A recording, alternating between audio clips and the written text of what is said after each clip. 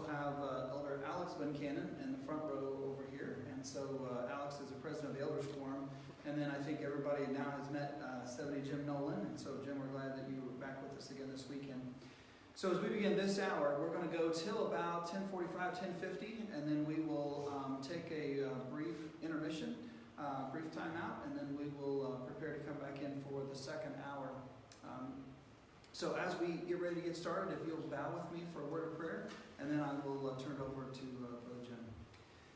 Our Father in heaven, we are so grateful for this beautiful day that you have created and that we can enjoy the beauty that surrounds us. We're thankful, Father, for this place that we can come and worship, that we might gain a greater understanding of your ways and of your kingdom. Father, we're thankful for our guests who have traveled many miles to come and to be with us and to share and fellowship and study and this time. Father, we would ask and pray that your Spirit might be with us and abide with us, and that we might have that unity of the fellowship to be our abiding portion this day. So bless us, Father, as we go through all the activities of this day. We pray in Jesus' name. Amen. Brother Jim.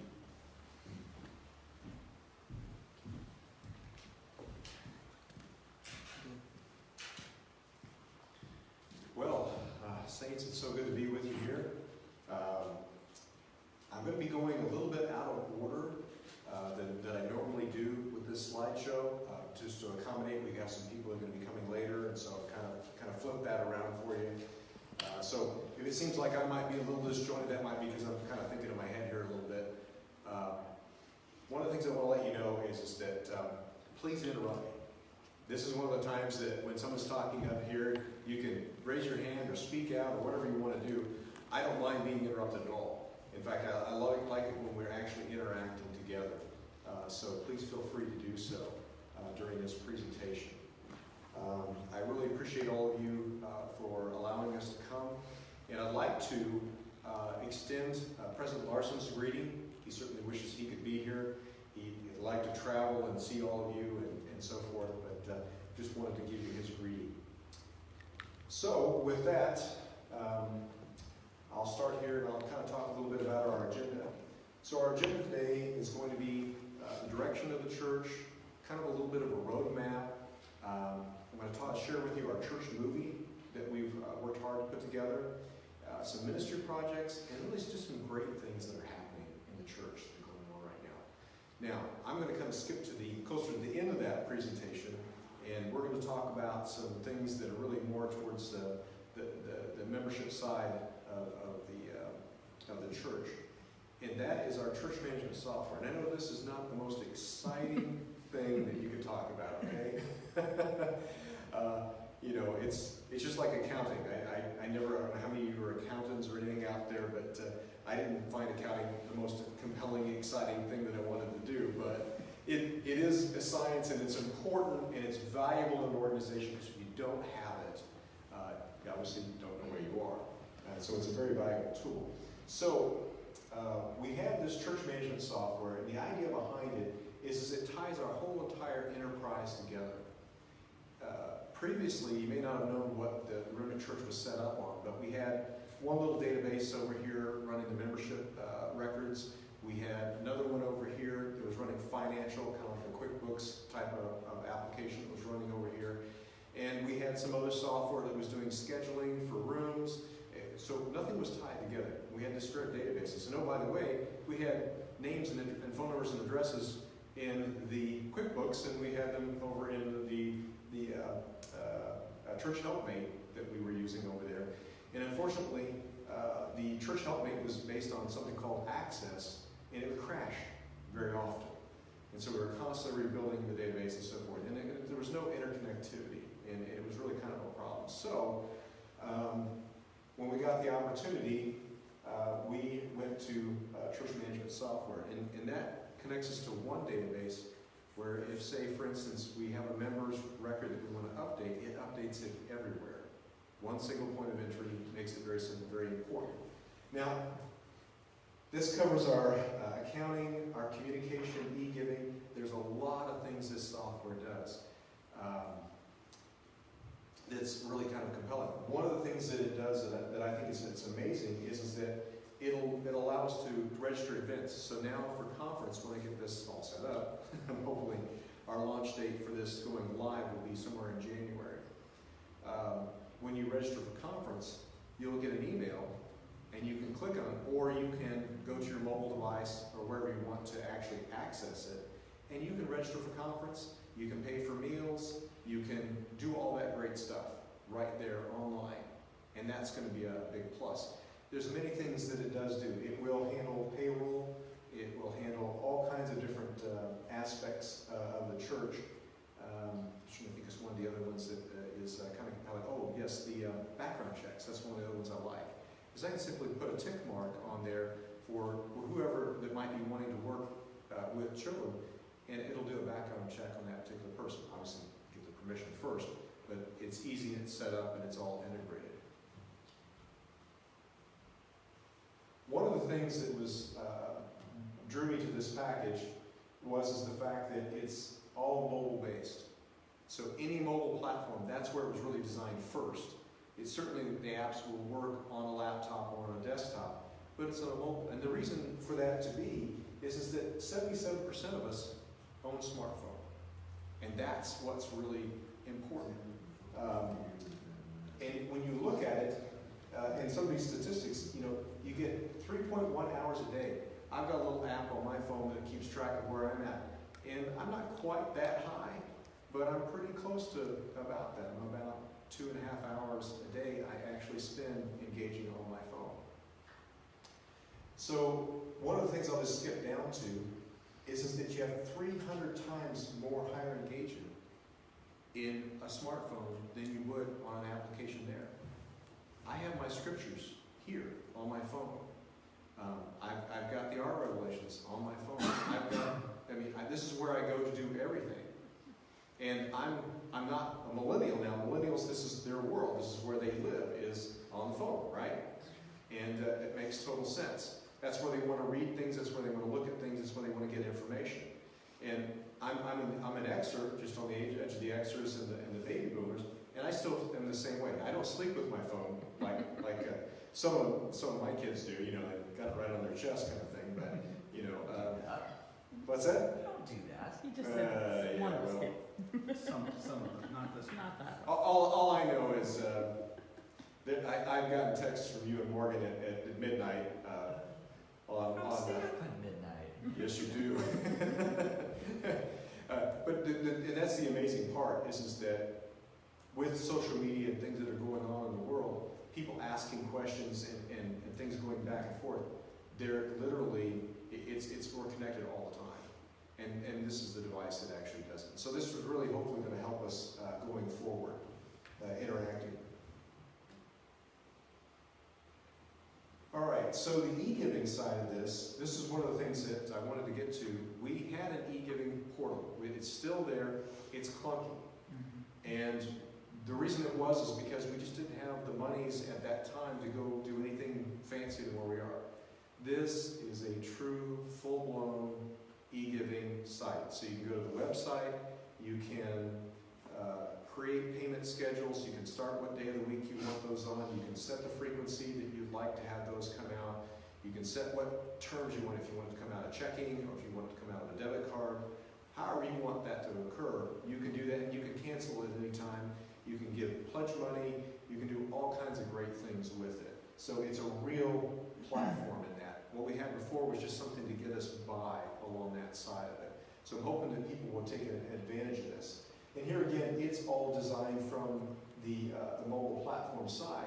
So one of the cool things about it is that you can text and give money, you can go to the app and give money, or you can go to the website and give money. So you've got 3 different ways that you can access and do that. One of the things I was looking forward to this is that some of the churches, what they do is that when the people are up front or on the side, if you don't have cash on you, I'm not one that carried a lot of cash. When I traveled, I just didn't carry a lot of cash because for a number of reasons, but I just didn't. And so by the time I would go through a general conference, and I've been up front 3 times, I don't have any money. And it's embarrassing because I want to give, and I don't want anybody to think that I'm not giving. So I can actually text, and so when the plate comes around, I can touch that to the plate and say, I've given. And that's what a lot of other churches do too. So it's just a signal that I've given. I know that may not resonate good with some people because they think that it should be paper money or an envelope that goes in there, but the fact that you're giving is the important part. Yes? So Jim, I'm just curious, when this rolls out, will we be able to designate contributions to the general church and to separate local branch contributions, or will this be just to the general church, or how will that happen? That's an excellent question. So yes, we'll be able to do it to everything. So the idea behind it is to reduce the amount of paperwork, so automate basically all the paperwork flow that's going on right now that Jerry Madden does, and all that bookkeeping and everything, and also hopefully for you guys as well. So what we're looking to do is that you will have access to a portal, whoever is your treasurer or your bishop's agent, or whoever does that, and they'll basically be able to use that to post the giving. Now, if it's like, for instance, if it's e-giving, people give like this, it automatically goes right in there, and it's sitting in there waiting to be posted to the general ledger. It's just that simple. If it's manual, like you have checks and monies, dollars and cents and so forth you count, then somebody would just do like they normally do and then enter that in the system, and they would then, like your bank account would be set up that, and then we would just tie bank accounts together and transfer. It'll be an electronic transfer. Right, exactly. So if I'm giving through the portal, will I have a toggle or a drop down menu that says I want this to go to the general church tithing or general church storehouse, or I want it to go to the Southern Indiana branch general account? Will that your envelope will be duplicated, so you can just pick what you want. So like when you're texting, you can do that. You can just say what you want it to go to, and bang, it's there. So you can choose all of those, or you can choose other. You can't actually specify what you want it to go to if you want a designated fund. And the only thing I would warn you on that, and of course we have a bishop right here to tell you this, is that if it's a directed fund, and the church doesn't have any initiative for that, we may be giving you that check or that money back because we can't use that for anything else, or asking you to maybe let us use it for something else. So that's that side of it. one other thing, Jim. Oh yeah, go ahead. Cheryl, you can still write a check. I was going to say, I'm going to be right. We don't want anybody to feel uncomfortable. You can still continue to do what you're doing. This just helps. Well, where we're kind of at is that, as technology keeps progressing and so forth, everybody uses and assimilates technology differently. And so we're trying to address all those different means that are out there and make it a little bit more convenient sometimes. Like for me, I haven't written a check probably in 10 years. I just haven't, because simply it's all online payments to everything. And for me, it's a lot easier to check the balances and know what went out and my inflows and outflows. And here again, I can check on my phone to find out exactly where I'm at with everything. But that's not how everybody works. I know my mother, she still writes checks out, so keeps the check ledger and does all of those things. And that's just fine. You can continue to do that. Okay. So the other side of this is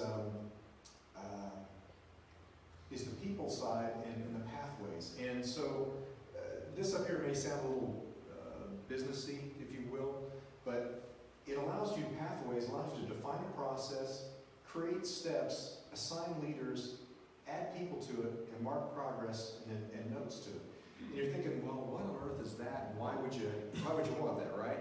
Well, think about it from this standpoint. Say we're talking about Aaronic priesthood visits. Now we can set up the divine process of what they're going to go do.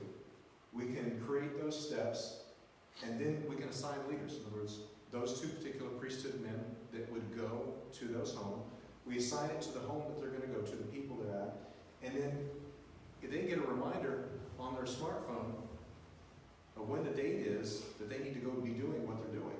And when they do that, they actually mark that they've been there. And the great thing is that the local pastor has the ability to see into that, to see what their progress is that's done.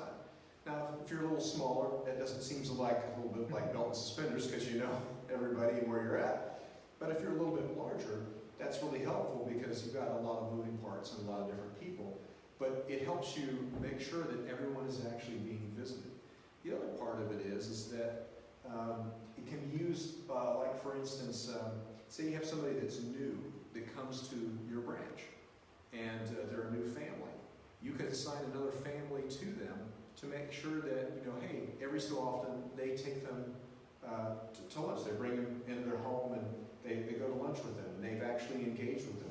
And maybe you want to set it up to the pastor, make sure they have a lunch or dinner with a pastor at some point. Whatever that process is, because one of the things that is a known statistic is that if someone comes brand new into our church and they sit in the pew and nobody adopts them, nobody becomes a family member to them, in 6 months it's a guarantee that they will either leave the church or they will become inactive. It's just one of the two.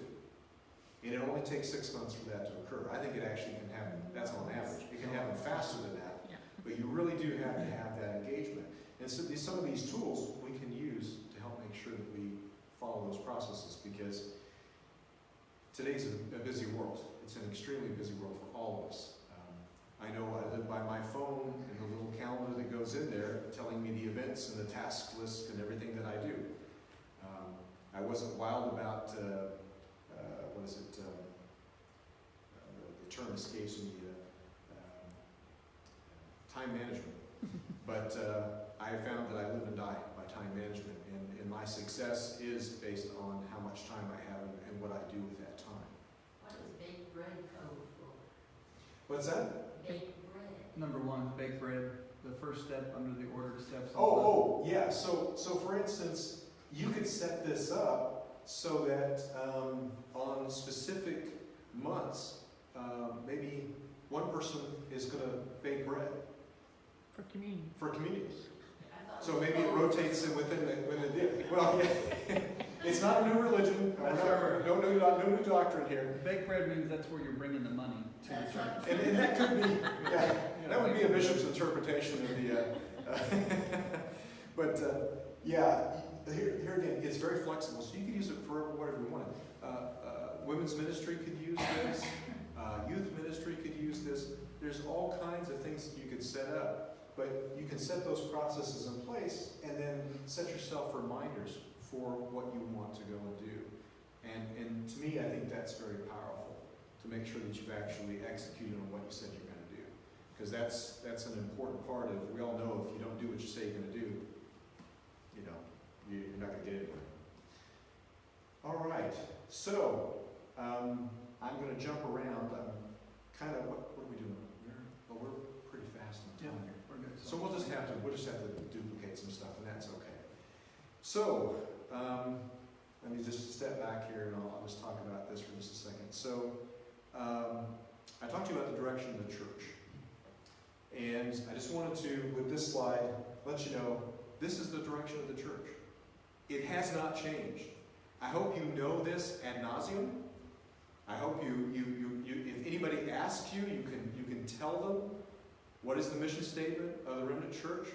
But this is our direction. This is the basic guiding principle of where we're going. It's no more complex or simple than just this right here that we have. And so I was wanting to see if we could read this together. And I'll help start us out. The Remnant Church of Jesus Christ of Latter-day Saints has been called into renewal to preach the fullness of the gospel of Jesus Christ to all who will listen, and to prepare and gather a righteous people for the building of the kingdom of God on earth, Zion. It's just that simple. Because I know that there are other little initiatives that we have that are going on, and I'll talk about those. But I don't want anybody to ever lose sight. This is where we're going. We're preaching that fullness of the gospel to anybody who will listen to us. And we're going to prepare and gather a righteous people. And to do what? To build the kingdom of God on earth, Zion. Just that simple. All right. Now, this is an eye chart. So if you cover your right eye, we'll go down the list. Actually, I just wanted to show you this just from the standpoint not that you could read it or understand what really was up here. But we do actually have a plan. In the presidency, we actually have worked on strategy and plans. And why are we doing that? Well, because of that first slide. How do we get there? What are all the steps that we need to do to get there? And so that's why you saw some of the things that you did in the one endeavor. You saw the fundamentals of fullness of the gospel, the vision to the kingdom. And by the way, no, that's grammatically incorrect, but we wanted to get the idea that we were going to something, not just of, to being descriptive. And then, of course, what is the kingdom? Because we need to have a plan to get there.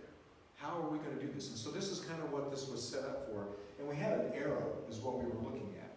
And of course, an arrow is kind of hard to put on a big screen, when you're that. But these are kind of the fins that are in there. Now, some of you that are business-oriented, you're looking at it and you go, well, that looks like a fishbone, and you could go down that route. But the top part of this was that, basically, that vision to the kingdom, and the bottom part of that was the 135 plan, some of the things that we had executed.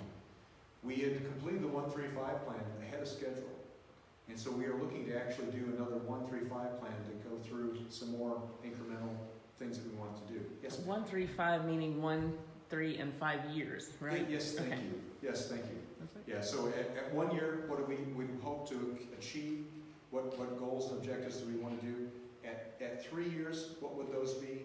And at 5 years, what would those be? And so we tried to put those out so that we actually follow something. One of the things that I kind of want to talk about is, when I came into the Remnant Church and in the discussions that I had with President Larson, was that, and Bishop Romer, was that we tried to look at where did we fail as a church in the past, kind of do some analysis of what have we made mistakes on. And not to judge the saints that came before us, because certainly they were very faithful people who had much harder than we do. We complain about persecution, and I don't know anybody that's been tarred and feathered. I felt like I've been maybe proverbially tarred and feathered, but I've never been tarred and feathered. But we wanted to go back. What was their failures? What could they have done better? And what we saw was that when we went through things, we saw that they really didn't put a check mark by everything the Lord told them to do. So when you went to the Doctrine and Covenants and they received a revelation, sometimes they would do it and sometimes they wouldn't. And we thought, well, that's kind of obvious. Why didn't they do that? And then, so when we started going through the ARD revelations, we had the same problem. Because we found in R145, we were commanded to study and understand the fullness of the gospel. And for some reason, we just didn't really do that. We didn't make a big point out of it, whatever, an initiative to do it. We just didn't do it. And I don't think it was out of any disobedience. I think we were just so excited that the church was coming together and all the activities and things that were going on, but we didn't put a check mark by that. Did we honestly and earnestly do what we were told and commanded to do? And so that's what we're trying to do, is take the commandments and put a check mark and say, yes, we've done that as best as we know how to do it, or we're continuing to do that. We know these are things that are reoccurring that we've constantly got to be doing. So that's what all this planning and everything is all about. And the vision to the kingdom just kind of talks about the different parts of government, the spiritual, the temporal, and the missionary, and the visible community, the little Zion, and kind of the first part of that was kind of talking about the vehicle. In other words, the church itself, or the body of a church, the natural organs of it, and so forth. And what does it take to get there? So that's what we were trying to do. We were trying to make it in a plan, but also make it more tangible so that you could understand what we were trying to do, why we were trying to do it. Because we also felt that was kind of a problem in the past in the church, is that, I've read an awful lot of Saints' Heralds. I've read an awful lot of conference minutes, more than I care to imagine, to tell you about. I've read, like, for instance, the high priest minutes all the way from 1907 up into 1956. I've read a lot of things, and through all that, you start to come to understand people in an organization and how they think, and we just weren't very good at communicating. Like, for instance, Fred M., great leader, trying to build the kingdom, but one of the things that he missed was he missed being able to communicate to his leadership what he was really trying to do. He was directing them to do things, but he wasn't able to get them to understand what he was really trying to do.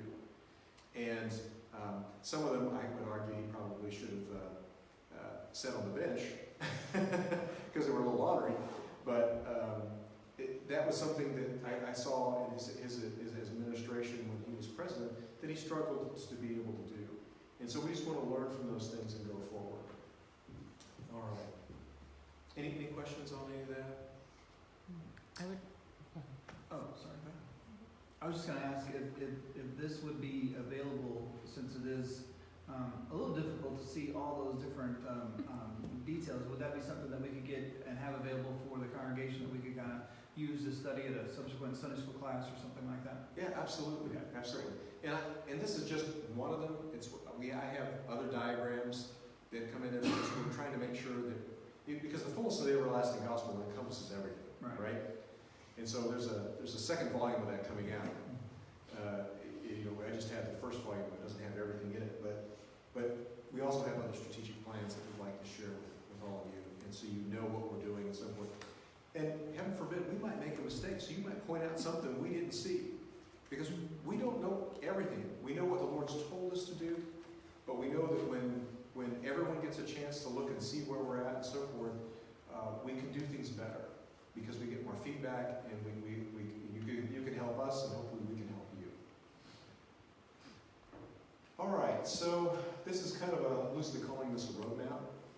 So for those of you in the marketing world and all that kind of good stuff, be kind to me. But it's very simplistic, and that was the idea behind it. And really, I kind of call this the Great Commission funnel. We're a small church, but because of the technology that we have out there today, in order for us to reach the whole entire world, we have to have some vehicle to do that in. And so that vehicle that we have is social media. That's what we want to start our conversation, because I remember as a boy listening to the missionaries come and talk. And they would come and talk and they would say, well, while you're hanging your wash on the line to dry, you can be talking to the lady in the next yard over.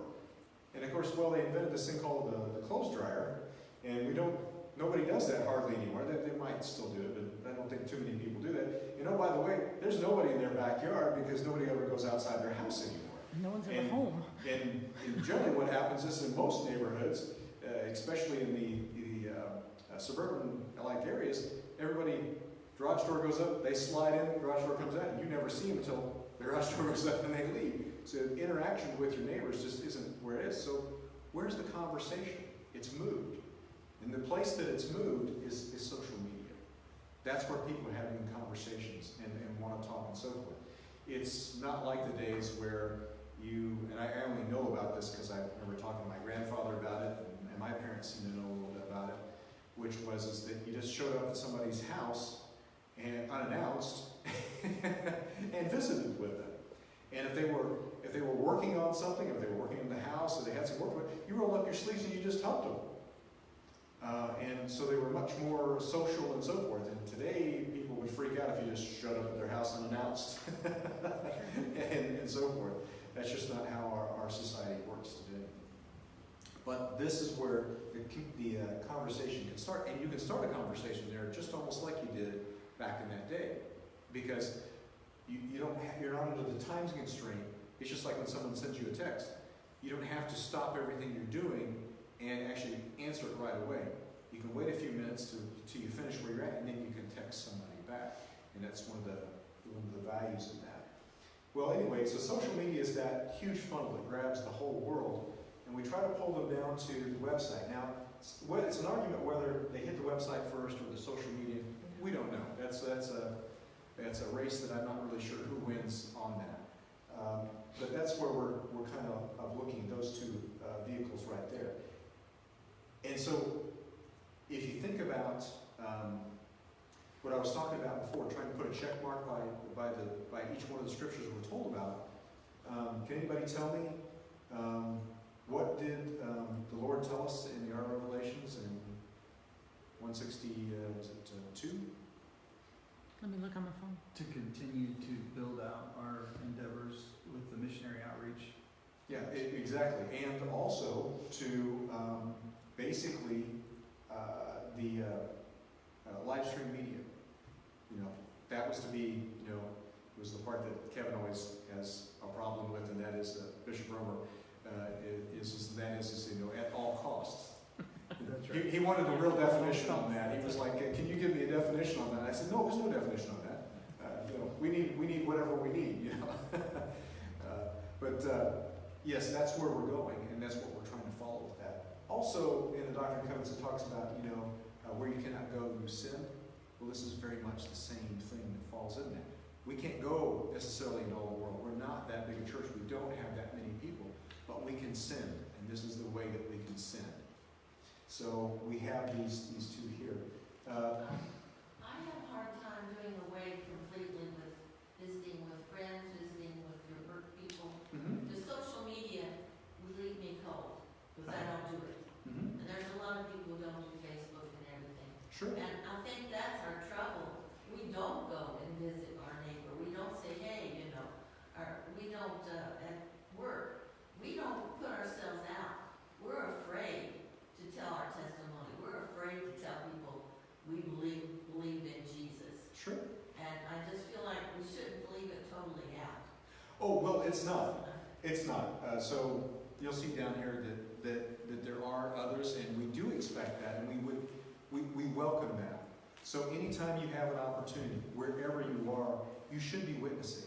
So that's great. One of our weaknesses is we don't witness. Right. The situation is that you can't always get everybody in that situation where you can get a hold of them to talk to them and so forth. But you're right.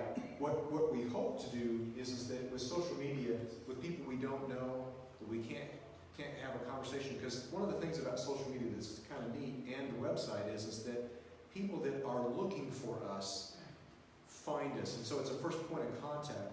And so when they go through and they see the videos and articles that we have, and maybe we do a Skype chat with them. And the reason I'm not saying this is the only way that we go. You got a very good point. But like the Skype and the chat situation, our first big Skype chat that we had was with a gentleman in Vienna. And Apostle Patience had a 3-hour meeting with him the first time over Skype, which is video and voice and everything between the two of them. And it was a very good meeting between the two of them. And then they had some subsequent ones after that. He decided later that he was interested in leaving the LDS Church, which he happened to be a member of, and he'd been studying us. And of course, how he studied us was he went to our website to find out what we believed. And then after that point, we invited him. So instead, normally what we would do is when somebody would send us a request like this, we would basically get on an airplane and fly across the world and go visit him and talk to him about the gospel. In this case, we didn't do that. And that would have cost us, probably $10,000 to go and have that conversation, where it cost us virtually nothing to do that over Skype.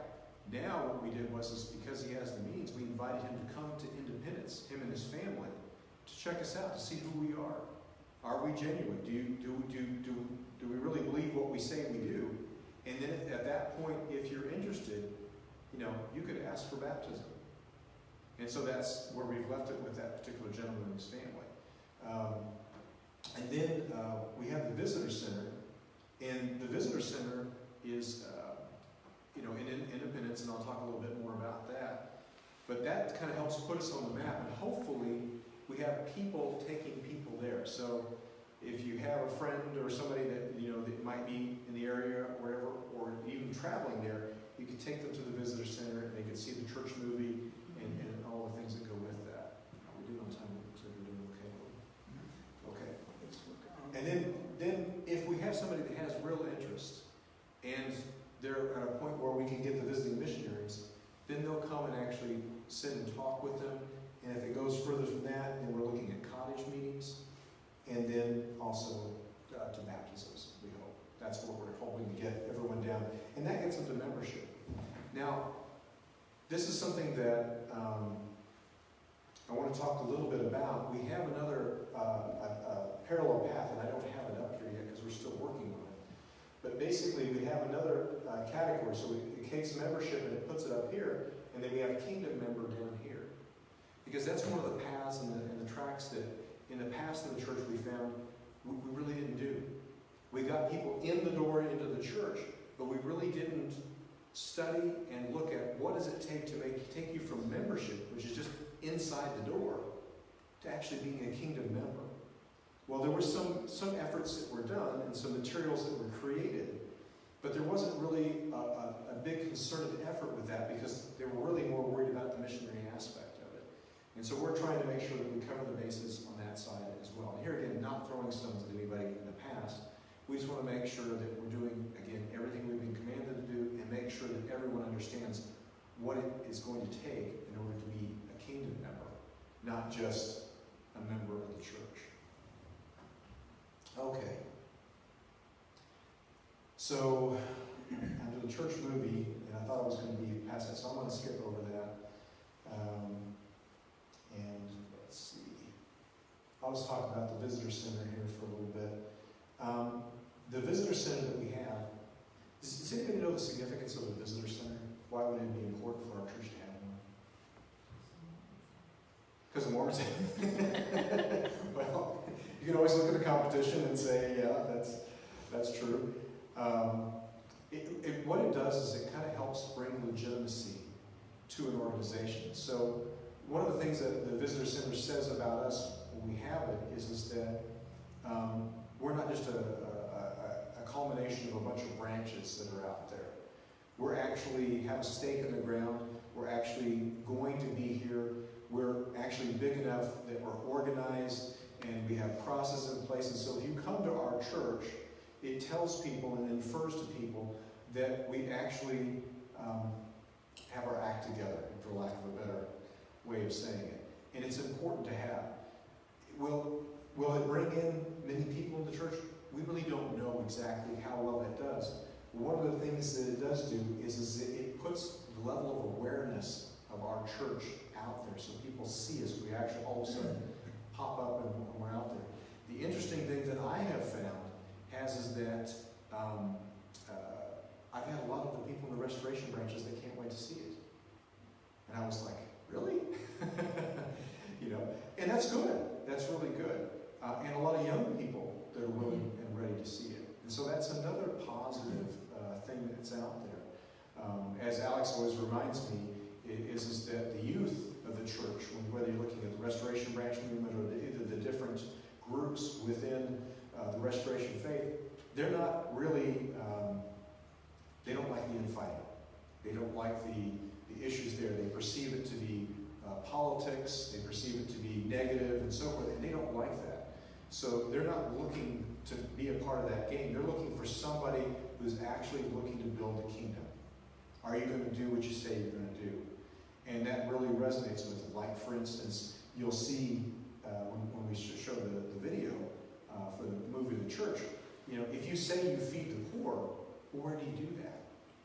You can't just say, if you preach up here and you say you feed the poor or you clothe them and all that kind of stuff, and you don't do it, say, I'll just pick on millennials, they'll leave that church. They're like, you guys don't do what you say you're doing. And they actually want to be involved in those activities.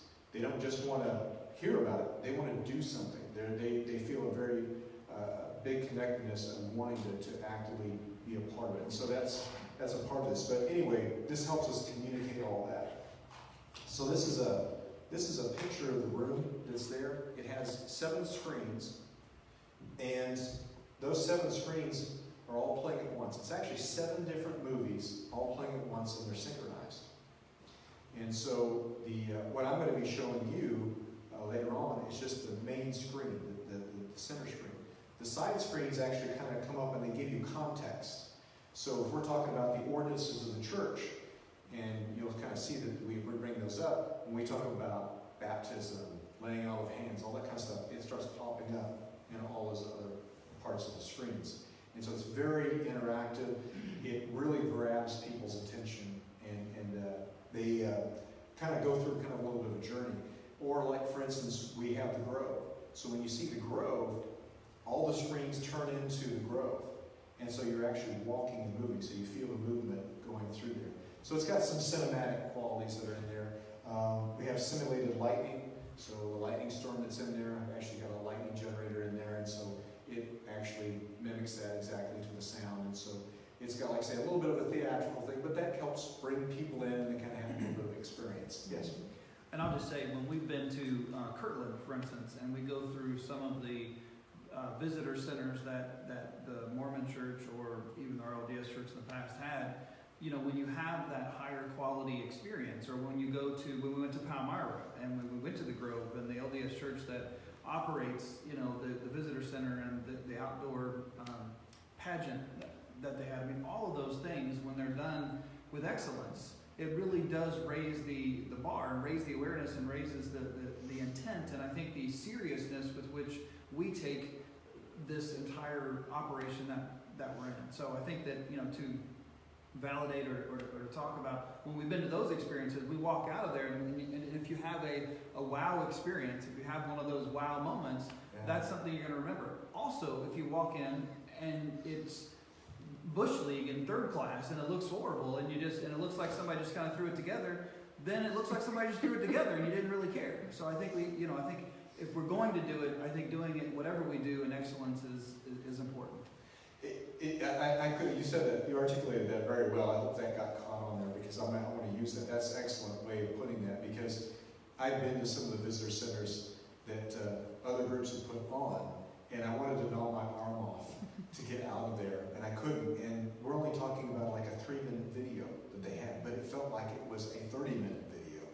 It was awful, and they just didn't do it well and didn't execute it well. And so that was something that we really wanted to work on. And so the movie took us about 3 years to make. And one of the reasons it took us 3 years to make is we didn't have a studio.